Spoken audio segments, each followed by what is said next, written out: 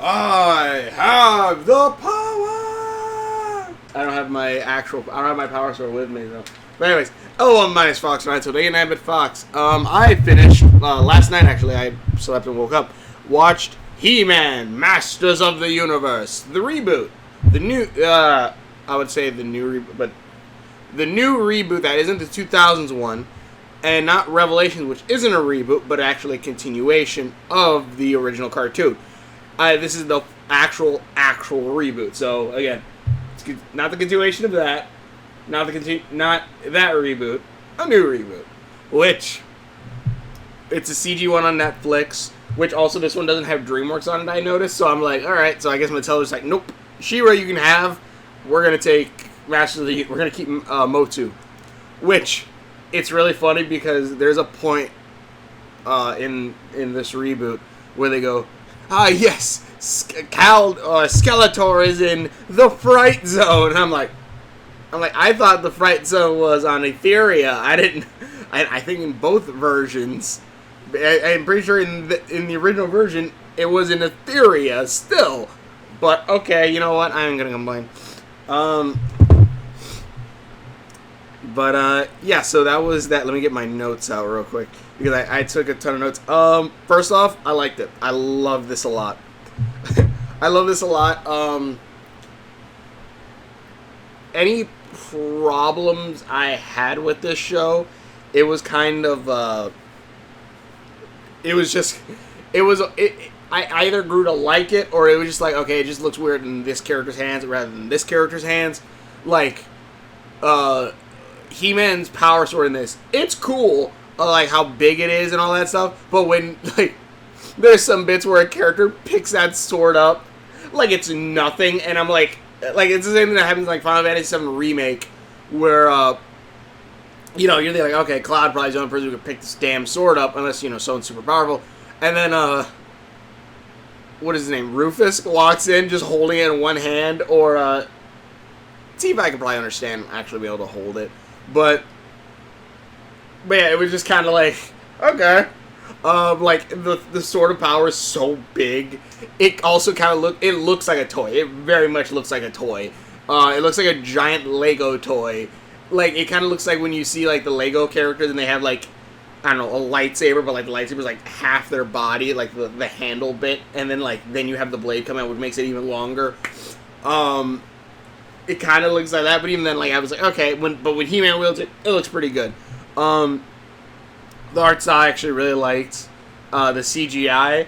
One issue I do have with CGI shows, usually, and this was the reason why I didn't watch Sonic Boom all the way, which I probably should because apparently it's really good, is when they, because obviously with a season 1, they won't be able to go as big as they could in later seasons. Although I'm not sure how that works with Netflix. I'm pretty sure Netflix orders the entire series like straight out, but who knows? Like one thing I probably have CGI shows is that sorry. God dang it. Okay. Hold on. But yeah, like my problem with some CGI shows, and again, Sonic Boom, sorry, threw me off, is that they have to reuse certain assets, whether it be like backgrounds or certain areas or even like character models at some point, where it's just like, they're like did you have to it's like, oh yes, Eggman has built an evil robot that looks like every other evil robot that for some reason that's in this series, and then also it keeps happening in the same volcano area over and over again for no particular reason. And I don't know, maybe if I rewatch Sonic Boom I'll like it more. I just like that was an issue that I had with CGI, and like that also left a kind of a bad taste in my mouth for CGI animated shows for a minute, these modern ones. This if they reused assets, which they did, or at least for like certain things, like for the guards of Etheorus, which is the name of the kingdom, not the world, because the world is still called Eternia, unless they messed up when Skeletor called it Eternia at one point. Also, Ethos might be wrong how I'm saying it, but like the guards are very, very, very same looking. Like voices are, and I think Roger Craig Smith is one of the voice actors in this, along with Yuri Lothal. Well, I know Yuri Lothal is in this because he's He-Man, and I've been playing Spider-Man PS4 or the PS5 remaster of it for so long right now. I'm just like, yep, that's Spidey. So he so like there's some reused in that. I want to get to the technical thing before I get into characters. Yeah, there's reusing in that like the storm, like basically their stormtroopers have like visors over their faces. You don't see their mouths, but they are expressive still. Like even then, and like they have some of the funnier moments, or some funny moments. They don't have the funniest moments. I'll tell you who does. But yeah, so that's good technical things. And story-wise, I actually really loved it. I definitely say go check it out, story-wise, all that stuff. I'm going to get into spoilers right now, so go check it out. Okay, so first off, one, I like this. One, this is a show with a villain from the 80s, one villain from the 80s, while everyone else is from the 90s. The story is from the 90s. It feels like it's from the 90s. It feels like a 90s reboot of everything. And what do I mean by that is because well, even then, it's not too much, but during the 90s and early 2000s, there was an age where things were starting to be rebooted already, and it would be rebooted with a sci-fi skin over it. There's Phantom... Was it Phantom 2020? Did we pass Phantom 2020? Oh my god, did we? Phantom 2020. No, shit. The Phantom Future Reboot. No, damn it. The Phantom, it's this purple guy. It's this purple guy mask. He's like one of the, I think, technically the first costume superhero ever. Like, that's not like, oh yeah, like he's mythology. No. He's like literally the first costume superhero. And like trails back to like ancient, like not this is in the mythology of like ancient times. He has like this ring. But now it's like in the future, sci-fi with his future gun. You have Sonic Sat AM, which takes place on Mobius, but with very heavily roboticized world. During that time period, there was very much like a nature versus technology kind of thing, and a lot of the time it would take place like far in the future or in a very futuristic setting. This is very much like that. It is set in a certain way like that, where like Ethos is like very advanced and high technology, like to a point where like the first episode starts, and I'm kind of looking, I'm like, this kind of reminds me of Star Wars, and I'm okay with that. That's not a bad thing. I love Star Wars, even the new stuff. So I was looking, I'm like, all right, this is pretty cool. Teela like has like these. First off, a new reason why people are gonna dislike Teela. Teela's up there, why? Because I don't know why it's always the redheads that people think, yes, let's change their skin color. But for me, it's kind of a double-edged, because I'm like, okay, they changed Teela skin. I thought that was just the sorceress. I'm like, that's fine, but they just straight changed Teela into another race and all that. And I looked at it, I'm like, I'm okay with it. But everyone's like, you're just wiping redheads off the map.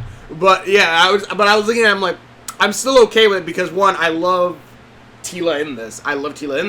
She becomes, obviously, the sorceress. Her art style, the style of her is really cool because she has, like, that ponytail, like, hair pulled back, big ponytail kind of look. These two, like, headphones that are, like, always floating by that she can, like, listen to police chatter. She's a hand witch, which means she does, like, Naruto ninja-style things to cast spells. To the point where, like, also, like, if, like, her thumb gets stuck, like, she, like, accidentally moved, like, the guard's belts around, and like, why'd you do that? We just had to grab it with our other hand. And she goes, oh, I'm sorry, my thumb got stuck. Like, and the helmets just suddenly switch around. And also, like, later on, like, certain things happen where, like, yes, she has the staff of the original sorceress, or the sorceress. And, like, now, like, you just see her immediately use her staff, and, like, magic happens. Like, oh, she doesn't need to do her hand thing anymore.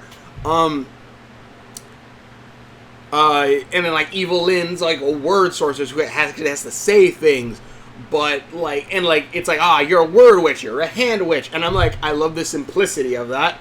I'm not gonna lie, like there are some like yes you are a Durango and you are the master of whatever and bullshit. No, it's very much like you're a hand witch, you're a mouth witch or a word witch. It's like okay, I'm okay with this. Like I don't know, simplicity works. Love or hate Goblin Slayer, I like it. If you haven't seen it yet, watch out for the first episode, I guess.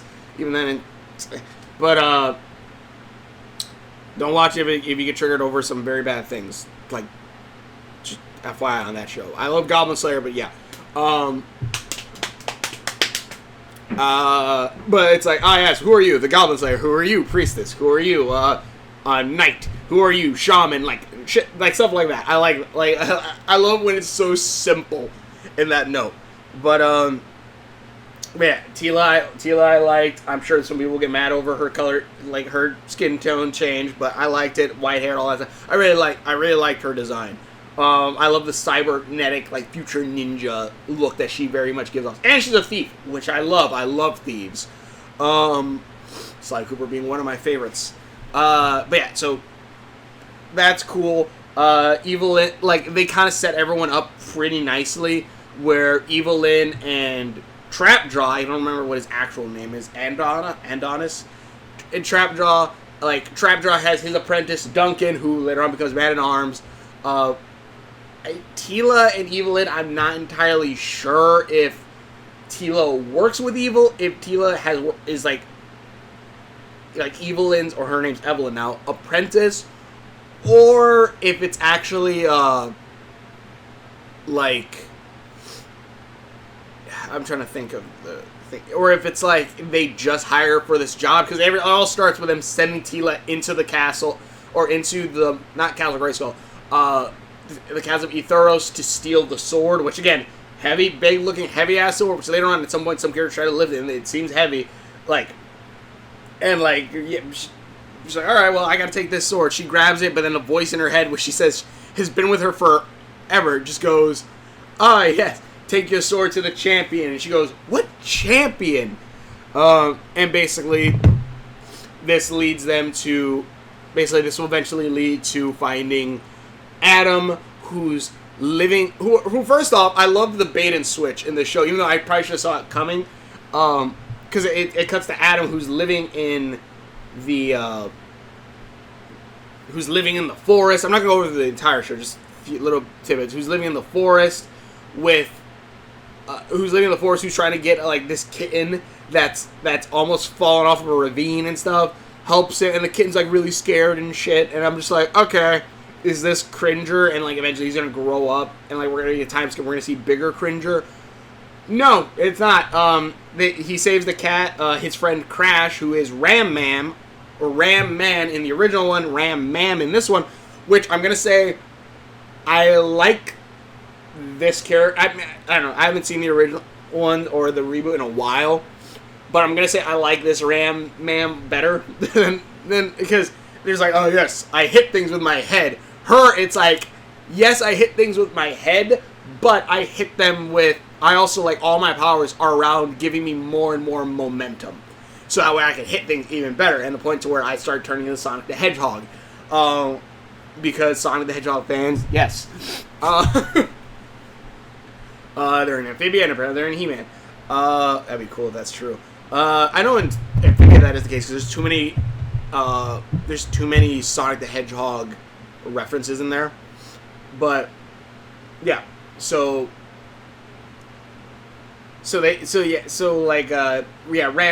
Ram or Crash is there, Prince Adam is there, and basically, yeah, save the kitten, they're like, oh yeah, Cringer needs help, he doesn't have his claws.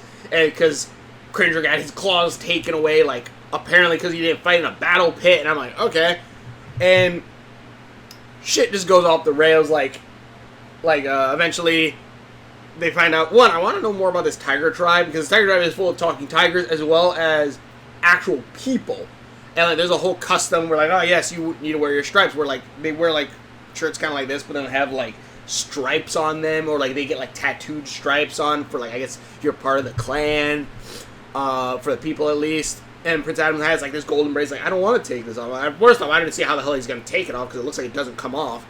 And then,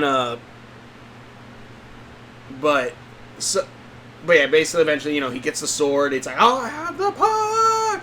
Transforms, which also a weird thing how he first transforms. Like he first has the sword in his hand, and then it goes, I have the power. You see it transform, and I'm like, okay. And then it turns out it's the intro. It's the theme song, and I'm like, that's a weird plan. Like, I see why animes usually have the theme song at the very end of the end of the episode, because Lord knows, like I don't know if you spoiled it a little bit. Like, spoilers for Kipo. It's like if you started watching the show from the beginning and like the first episode, and suddenly roar, and suddenly transformation happened, and it's like that was the only thing I'm like, you could have waited a minute, but whatever. But yeah, so eventually he transforms, and eventually that awakens his uncle Skeletor, which is a pullover from the original series, or a pullover from the Reboot series, and the toy series that spawned kind of off of that. The Legends, it's basically like Marvel Legends for that, where it expanded more on Skeletor and all this stuff. Where I think everything is he is technically He-Man's uncle, or at least part of the royal family or some shit like that. And basically it leads to this whole thing. The episode, you eventually follow, Skeletor awakens, and he grabbed Evelyn and trapped it all, you guys are working for me again. Because apparently they tried to have a coup last time, it didn't really work. I don't know if the king knows that his brother kidnapped his son. I think he actually said it at one point, but he still has a statue going I miss my brother and all this stuff. Let me see here. Let me find my notes. Prince Adam. Also another thing style-wise, before I say anything else, I'm pretty sure Roger Craig Smith is trap drawing this. Even though everything's CGI, the effects are 2D and very cartoony looking, and I love it. I love that little aspect of it. It's really damn good. I love it made those effects pop way more, and I extremely enjoyed that. Evelyn slowly floats menacingly at one point where she chases Tila. Stop.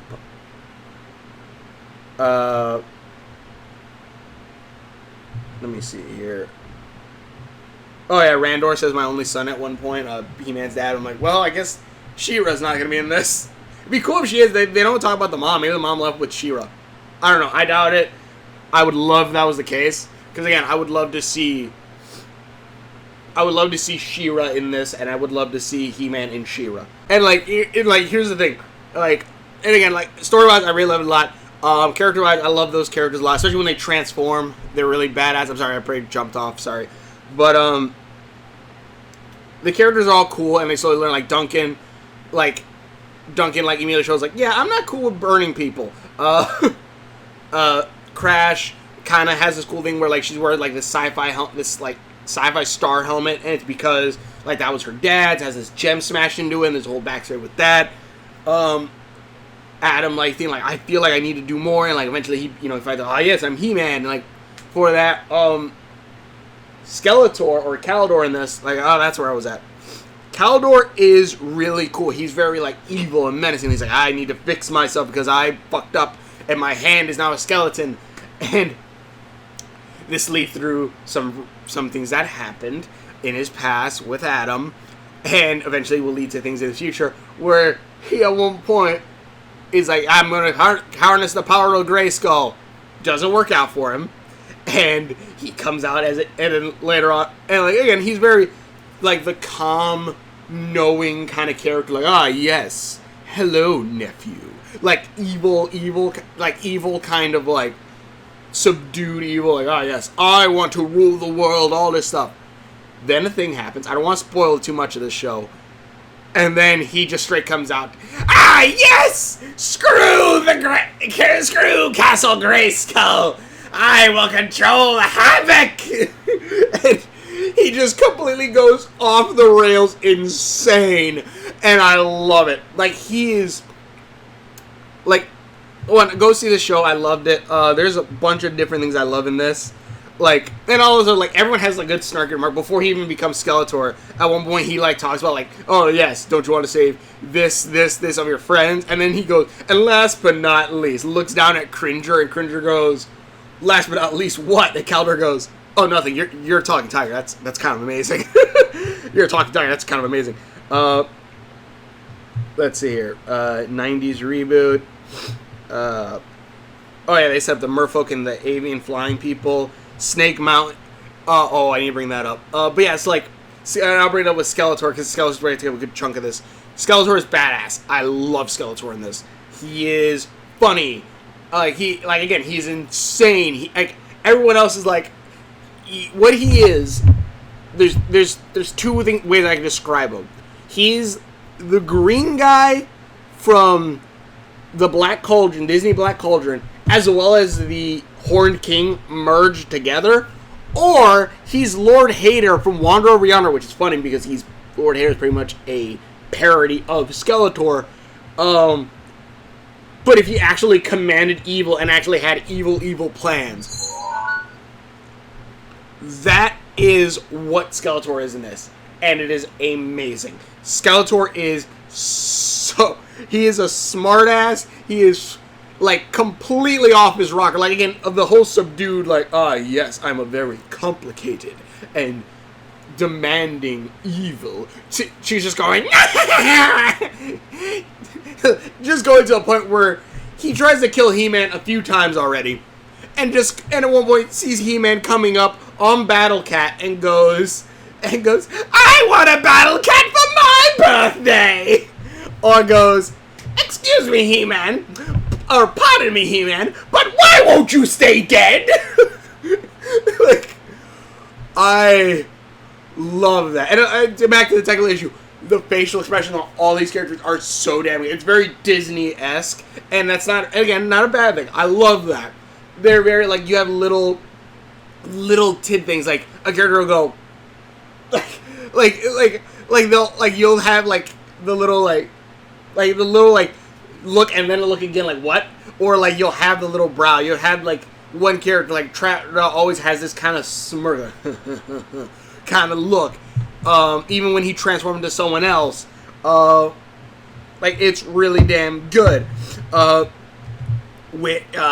Skeletor will play up, like, the evil just to be insane, but actually still be evil. Or like, one boy, he meets his brother again after years. He's like, hello, brother. And the king goes, Kaldor. And he goes, what? Like, really? That's all I get? Like, I mean, you haven't seen me in 10 years, and, you know, like, ooh, are you a ghoul? Or you're, you know, what specter stands before me? No, nothing. They look at the king, and then they like a Skeletor, and he's like, does none of this disturb you? And he's like, what, did you get your hair cut? And the group says, his guards start laughing at his joke, and I'm just like, oh, that's the whatever I know, my brother I know.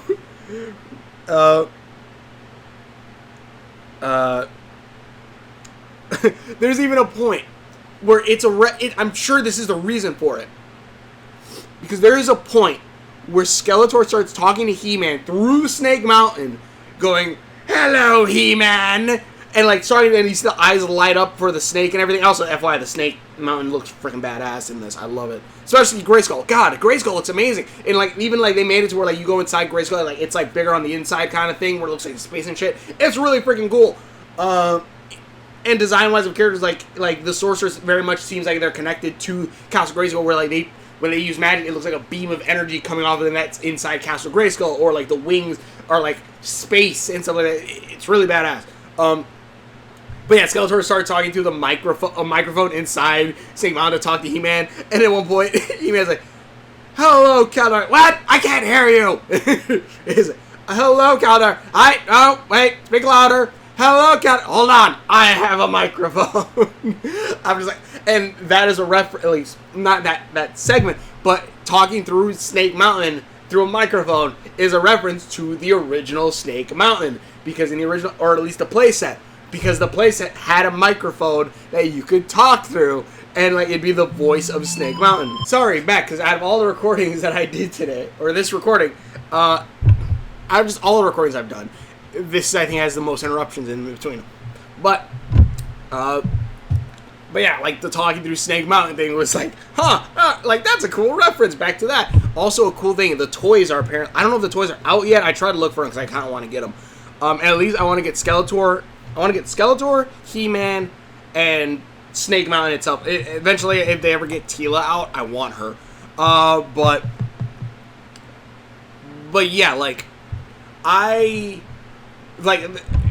love Skeletor in this. I love that reference to that. And also, they have Snake Mountain as the playset, which is really funny, I think, for the first playset that comes out for this show. Because, obviously, the first playset for the original show was Castle Grayskull. And I told my father there was a Snake Mountain playset, like the original one. And he's like, there was?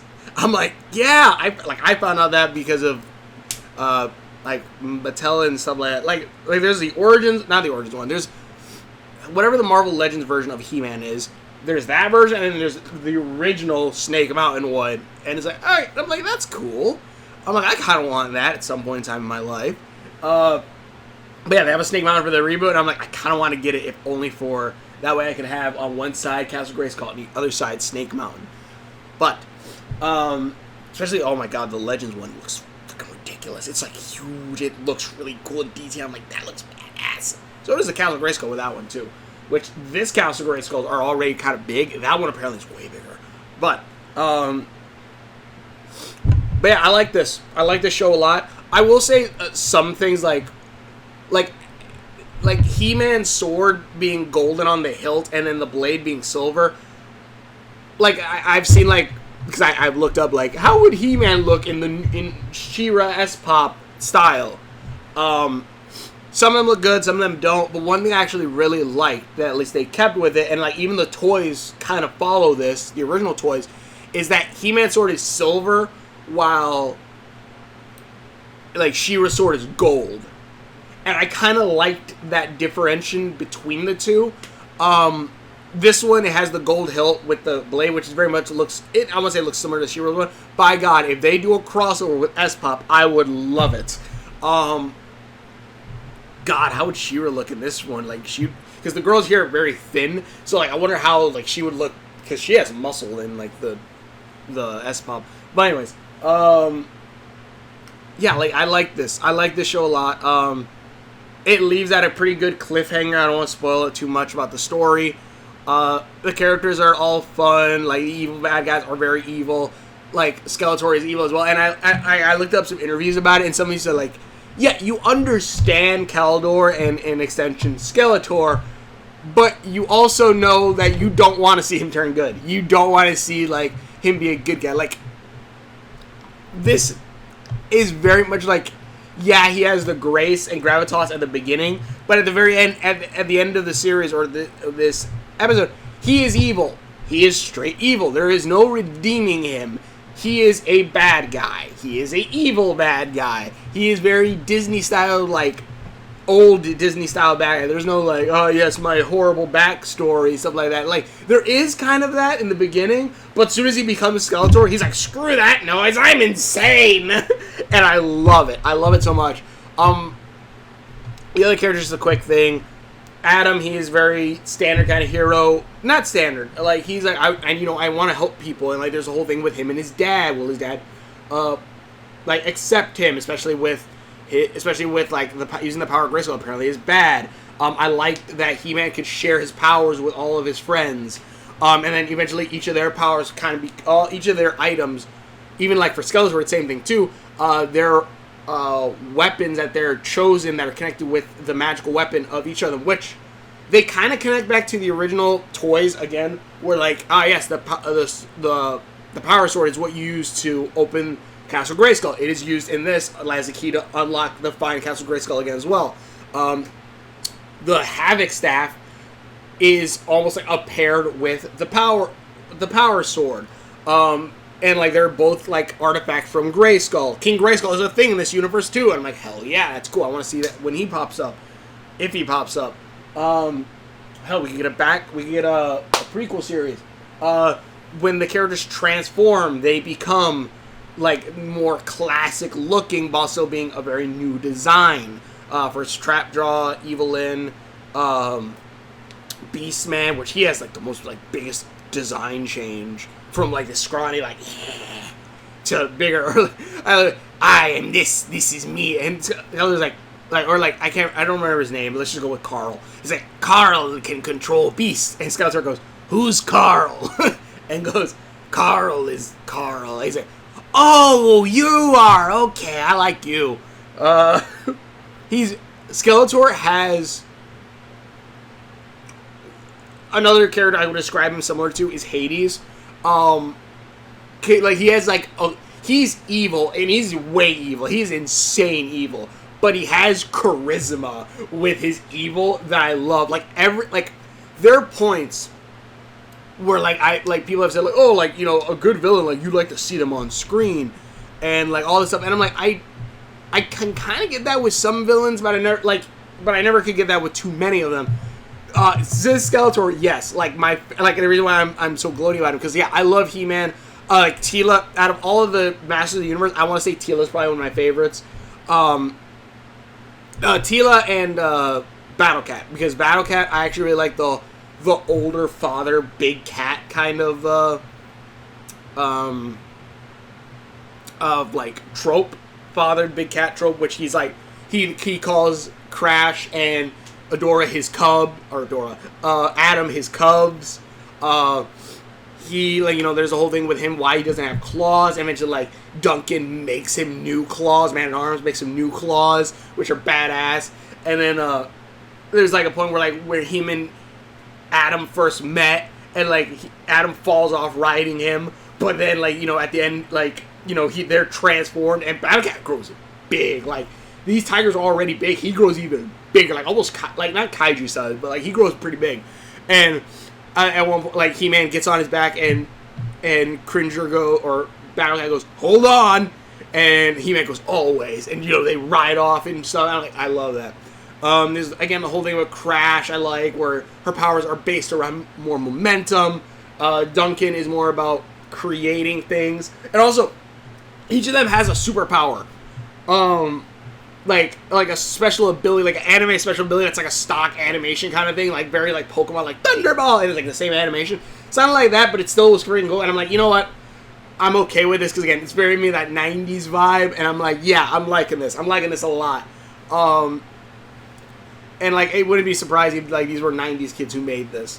But yeah, like He-Man has a thunder attack. Again, I love how the sorceress, like all of her things, whether it be like the wings that are very space-like, connect with like the door of Castle Grayskull, or like when she uses her magic, like she forms into a beam of energy like that comes from Castle Grayskull, like the connection to Castle, showing like, yes, Teela and the sorceress are both connected to Castle Grayskull, and their power draws from that, and their powers reflect that. Even like the falcon that flies around her is, I assume, her mother. I don't know, but you obviously there's a connection there. Duncan obviously isn't the stepfather in this case, but whatever. Duncan is like, his thing is like moving super fast to build things. Orko, I love this version of Orko where like he's like this arcade, like this robot, but like they put like a cog that has like all these memory stuff of the original Orko, or their version of the original Orko. Maybe it could be the original Orko. Who knows? And like he like thinks he's Orko, and like I think he learns magic. I hope he does, because he's like, I can't use magic. All I have is technology stuff, and like, man, I'm a failure. And they're like, no, you are Orko. You can be your own Orko. And I'm like, I like that. Let's see, Crash, Duncan. Like, yeah, I want to talk about the heroes for a minute, because I kind of gushed about Skeletor and everything else around that. The show is fun. I loved it. Go check it out. It is really damn good. It is really damn fun. I hope season 2 comes soon. It's Netflix, so like it wouldn't be surprising if we see season 2 like in the next 3-4 months. I hope so. I think that'd be badass. But tell me what you think in the comments below. Thank you so much for watching. For videos that I've done, links are on my face, because we're around there somewhere. Subscribe to videos. Hopefully enjoy this. I can't wait for more. Like, I really, really want to see more. I want to find the toys. I really want to find the toys. I want to get He-Man. I want to get Skeletor. I want to get Snake Mountain because I want Snake Mountain next to it, next to my Castle Grayskulls, because that is something I really want. Like, you'll see in my new setup, hopefully. Like, I'm gonna have Castle Grayskull and then Snake Mountain. It's my main. That's kind of my main thing. Tila, again, I love the style. I love the more sci-fi setting. Also, just before can I keep bringing up the sci-fi setting before I go? There is sci-fi in this, but a lot of times you're in the forest or you're in Castle Grayskull and all this stuff where it's very magical. So it's not like, yes, it's just only sci-fi. No, there is very nature and magic and all this stuff going on. And like, hell, I wouldn't be surprised if this technology is powered by magic. But yeah. But tell me anything else below. Thanks for watching. Please share my videos. Hopefully enjoy this. This was fun, and we will see you later. I have the power! Also, I actually had a problem with He-Man's voice when I first heard it, which is only in the intro that it sounds like, and it must have been what they used for the trailer. Yuri Lothall's voice sounds fine, and he even kind of makes his voice a little bit deeper, I think, when he becomes He-Man. So that's actually covered, and yeah, so freaking awesome.